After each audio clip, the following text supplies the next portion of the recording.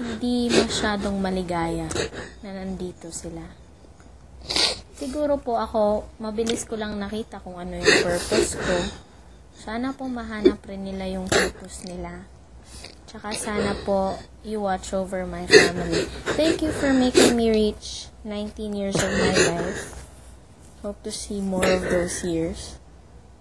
And thank you for blessing me with a heart and a mind that works. I love you, dear Lord. Thank you. Lord, kayo po ang pinakamakapangyarihan sa lahat. Punong-puno po kayo ng pagmamahal, pag-aaruga.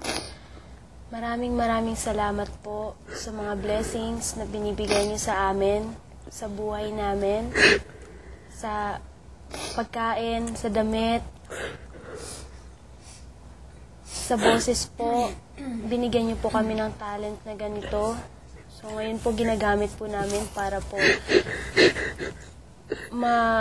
namin yung kung ano man yung purpose niyo. Maraming salamat po. Napakabait niyo po talaga. Lord, pinagpipray ko po na sana po gabayan niyo po kami dito. Bigyan niyo po kami ng lakas ng loob na sana po ma-overcome po namin lahat ng mga challenges dito. Bigyan niyo po kami ng malawak na pangunawa, matalas sa pag-iisip. Lord, gabayan niyo po kami sa lahat ng mga ginagawa namin. Basbasan niyo po yung bawat salita. Yung mga binibitawang salita namin, yung mga kilos namin, Lord. Sana po, gamitin niyo po yung pagkatao namin para ma-inspire po namin yung mga taong nawawala ng pag-asa, yung mga taong nakakarinig ng boses namin, yung nakakakita sa amin 24/7. Lord, pinagpipray ko rin po kung ano man yung mga pagkakamali namin. Turuan niyo po kaming i-correct po yun. Lord, kung ano man yung mga kasalanan namin, hinihingi ko po yung kapatawaran niyo. Patawarin niyo po kami sa lahat ng mga kasalanan namin, Lord.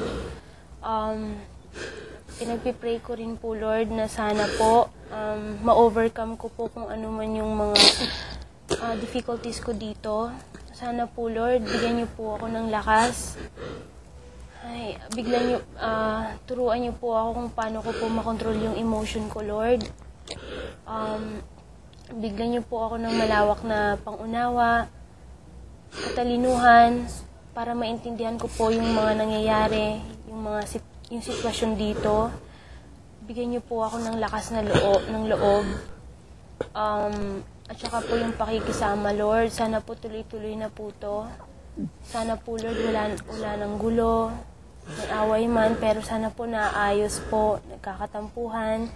Sana, Lord, tuloy-tuloy na po to, Lord. Pinagpipray ko rin po na sana po huwag niyo pong pababayaan yung lahat ng mga mahal ko sa buhay, yung pamilya ko po dun sa province, yung mga kaibigan ko po, yung mga taong nanonood, yung mga kasamahan ko dito, mga co-scholars ko, yung mga mentors namin, Lord, bigyan niyo po sila ng lakas na sana po, kung yung mga ini-impart ko nilang knowledge, sana po absorb po namin ng husto. Bigyan niyo rin po ng lakas po yung mga taong, kung sino man yung namamahala ng Pinoy Dream Academy, Lord, i-bless niyo po sila, lahat po ng mga productions.